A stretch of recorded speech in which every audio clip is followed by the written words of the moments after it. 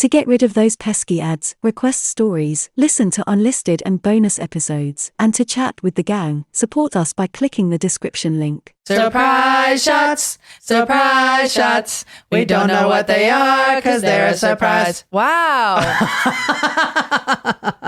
That was good. Oh my God. We should make a record, guys. I think that shit wasn't B major or whatever the fuck. Cheers, y'all. Cheers.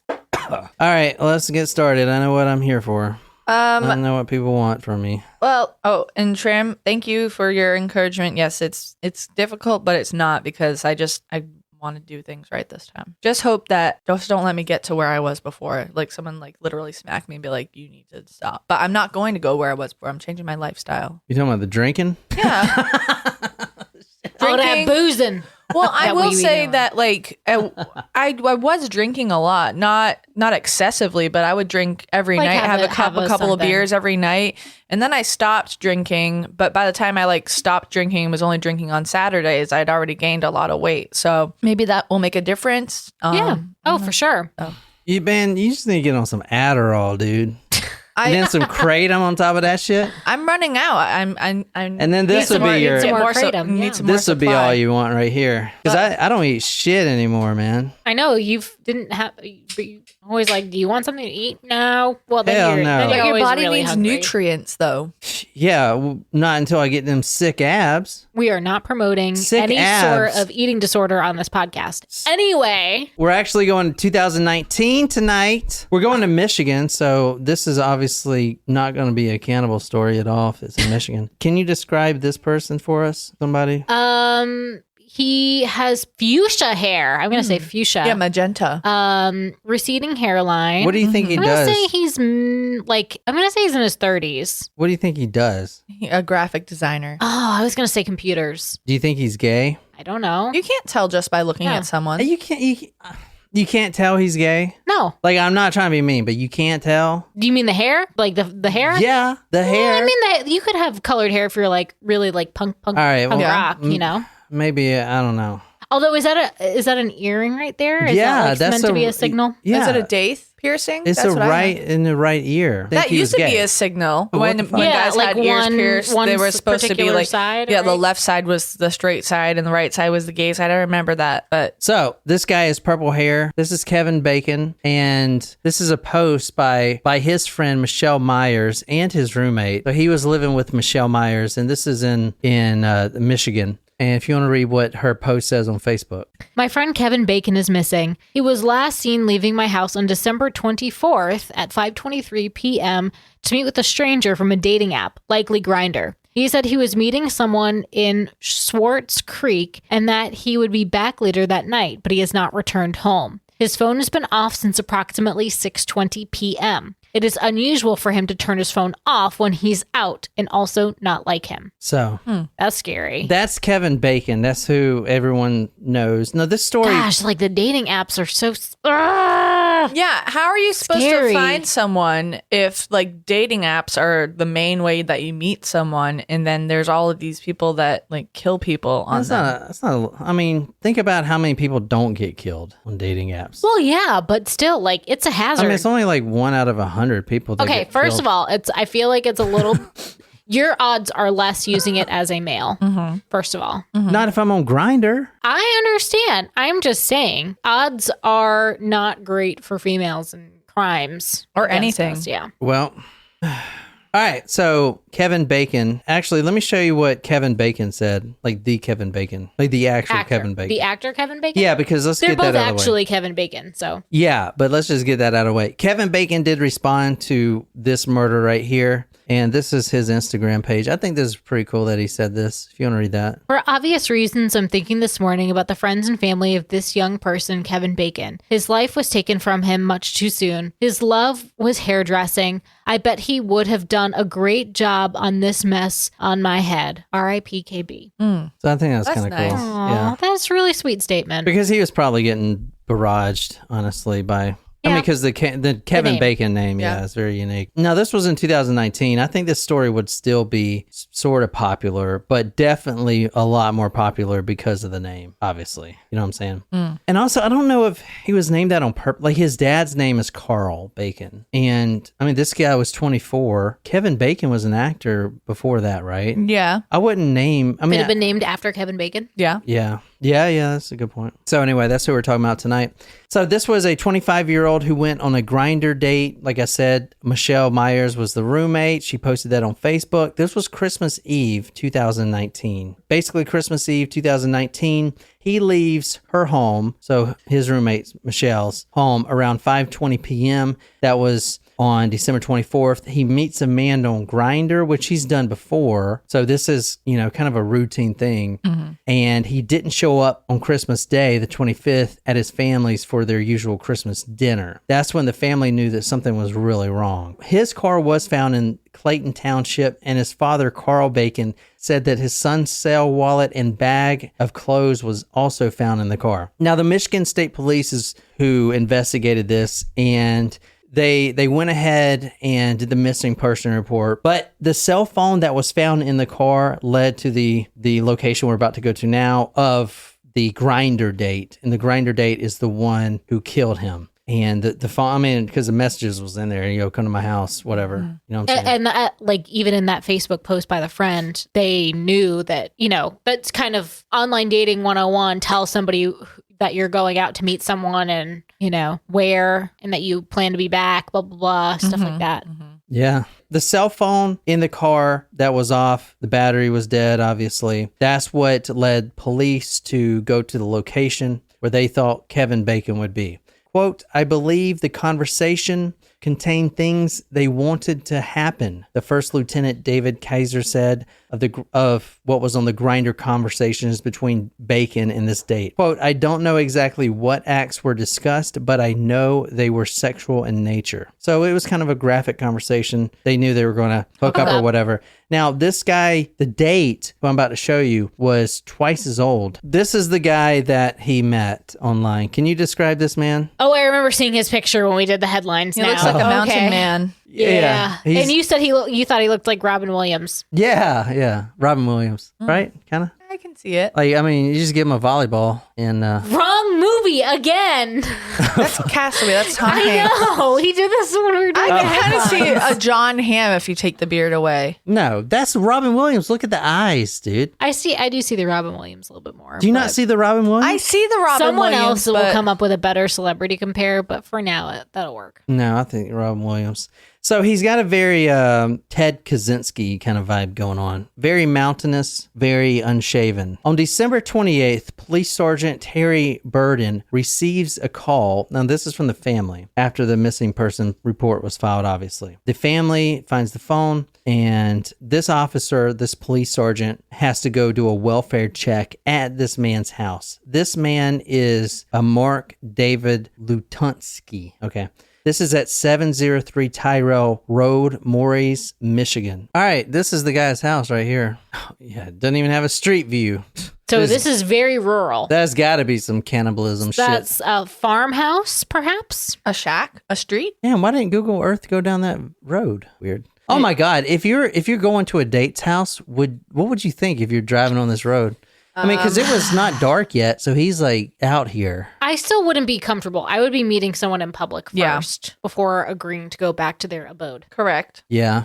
But now their conversation was very sexual in nature is what... Yeah, but still. I feel like that GrindR culture is different. Like that it is set for hookups. So if you're hooking up with someone, you're most likely not going to do it in public unless you're both into that. Holy shit, it's not even a real house here. Where's the house? This is the house? Oh man, this is creepy. That is creepy. God, would not go there.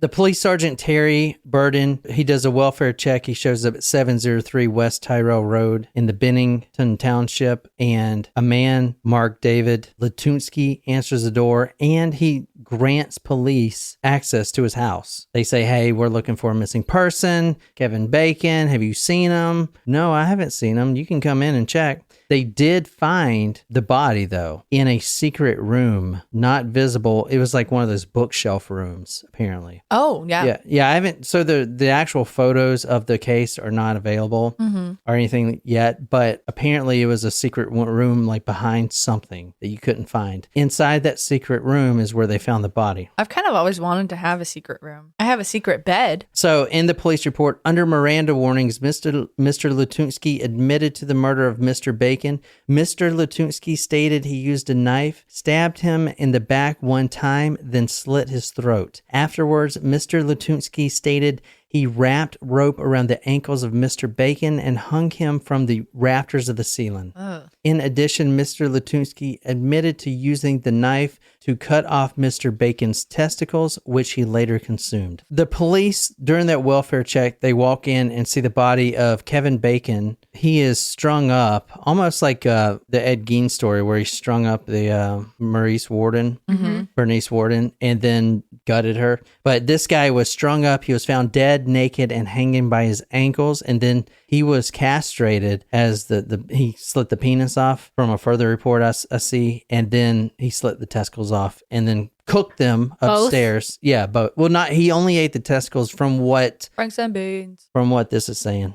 A little bit about Latunski, the guy you saw. He was at one point a well-off chemist. Whoa, really? Yeah. So Central Michigan University, 1987 to 1991. He actually worked for Dow Chemical. Wow. And that same year he was interning there. That same year of interning, he earned a master's degree in chemistry. Damn. From Iowa State University. I was terrible at chemistry in high school, I remember. Apparently this guy has a LinkedIn profile. You want to see if it's still... Yeah. I'm definitely curious. Yeah, I guess it's still there. I mean, he's been locked up, so he can't take it down. Let's see. Oh yeah, right here, Mark Latunski. Oh my God, chemist at Self-Employed. There he is right there. There he is. Oh my God. About...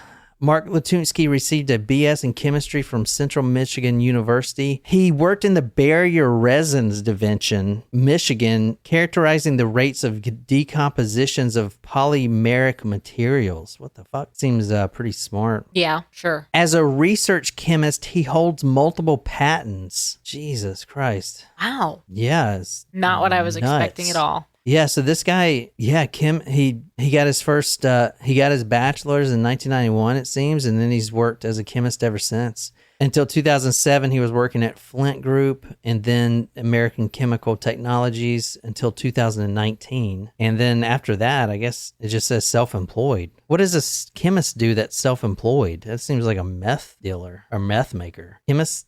You don't think Jesse, let's cook. I mean, what the fuck? What is he doing at his house? I don't understand. I don't know. He is currently a married father of 4. Oh. And it's crazy because at the time... What? I don't fucking know. God damn.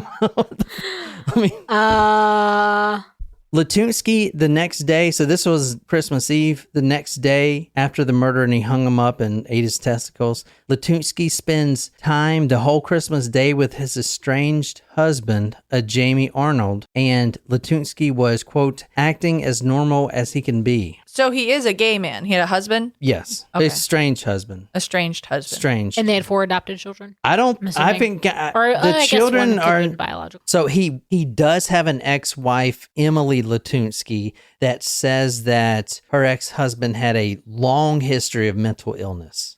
They actually married in 2001, divorced 2013, and had 4 children in total.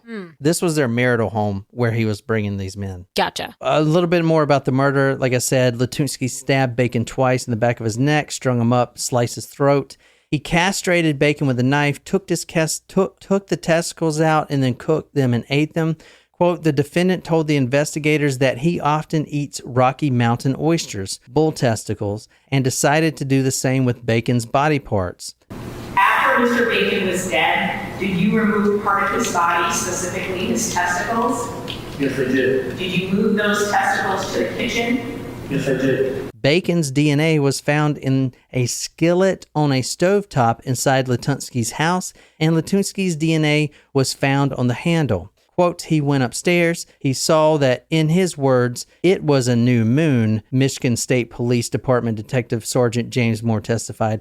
Latunski said he normally eats Rocky Mountain oysters and said instead of eating the ones in his freezer, he decided to use the testicles of Kevin Bacon. I'm sorry. Like, this is terrible. I'm not trying to be insensitive, but I feel like the fact that his name was Kevin Bacon and he ended up being a cannibal, like a victim of cannibalism, is just wrong. Very weird, too. Ironic. Very ironic. Yeah, no shit. In 2010, he was diagnosed with, quote, severe recurrent and chronic major depression with psychotic features, adjustment disorder with depression and anxiety with paranoid schizophrenia and borderline personality traits. That's a long list there. Yeah. And this guy was on medication too, but apparently he just was not taking it.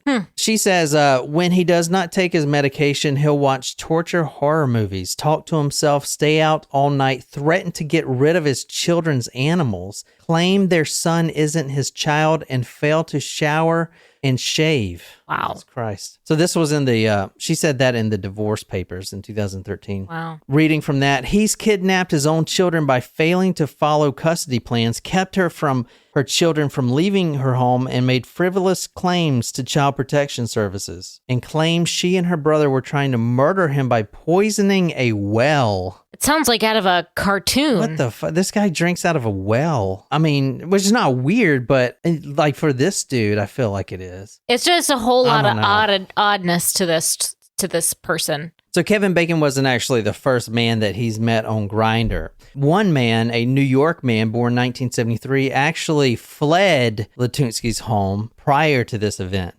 He jumped a fence after becoming, quote, frightened after a consensual sexual encounter. Also, a 29-year-old man who this guy Latunski actually chained up in his basement. And this guy was wearing only a kilt and got spooked during a consensual sexual encounter. So he fled too. Do we know what necessarily spooked them? Like, or was it just more of a, like, things were starting to just get weird, like weird vibes? Yeah, I'm guessing really weird vibes.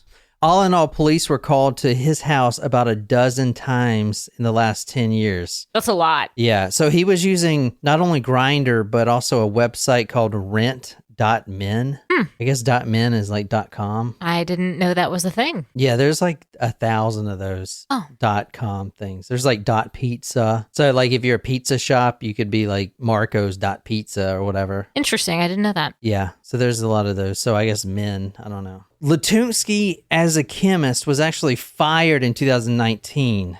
And it says undisclosed job, but then you go back to his LinkedIn, you can see exactly what it was. He was a lab manager at American Chemical Tech. And the reason he was fired because he was refusing to take his medication. So I guess they saw some behavioral problems there at work. Yeah. Like maybe he was even just having trouble focusing on stuff, you know? Yeah, maybe. It's crazy. A chemist not taking his medication because he knows what it does to his body, you know? Yeah, so true. About some of the other police calls that came to his house. Now, I know that Kevin Bacon has purple hair. This is a completely different victim here. Okay. This is one of the neighbors. This is what he says. He's got purple hair, he's wearing a leather skirt, and he's got a couple of belts across his chest, Park said. The gentleman is grasping my arm with deathly fear, screaming, "Help me, keep him away!" Just screaming at the top of his lungs. He wants to hurt me, Another vehicle pulls in my driveway, and out he comes, who I now find out is Mark, wearing a leather skirt, belts across his chest, no shoes, no shirt on.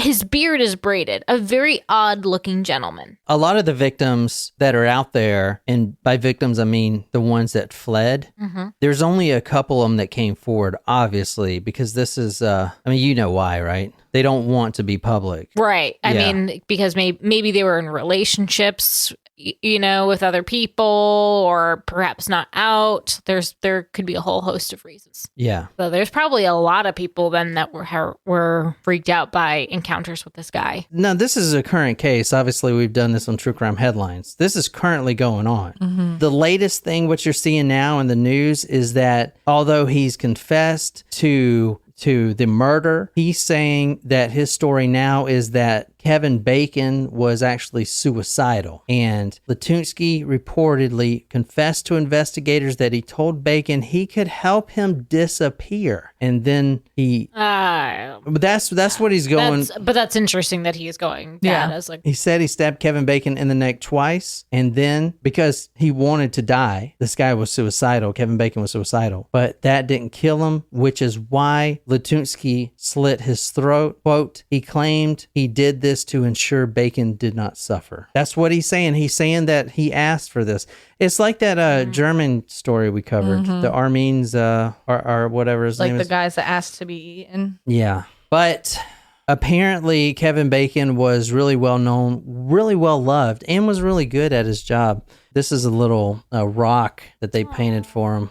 So rest in peace. You know, it is sad, but I mean, it is going to be interesting to see it play out, because I feel like someone wouldn't just go to a man's house who is twice as old in the backwoods like that. You know what I'm saying? Asking for all this sexual stuff. I mean, it seems that he may actually convince the jury that this man was suicidal. I don't know. It just seems. But even still, that he still committed. Because you've seen the guy too. I mean, like it. You know what I'm saying? I mean, like here's my thing about that. How is he going to convince the jury that he was Kevin was suicidal? You would have to talk to family and friends, get records to see if he was seeking mental help, like if he was in therapy, or if he had check his search history, see if he had searched for therapists, or if he was searching suicidal terms. If there's nothing there, like why would he confide in a random hookup that he's suicidal randomly on Christmas Eve? But then again, like why was he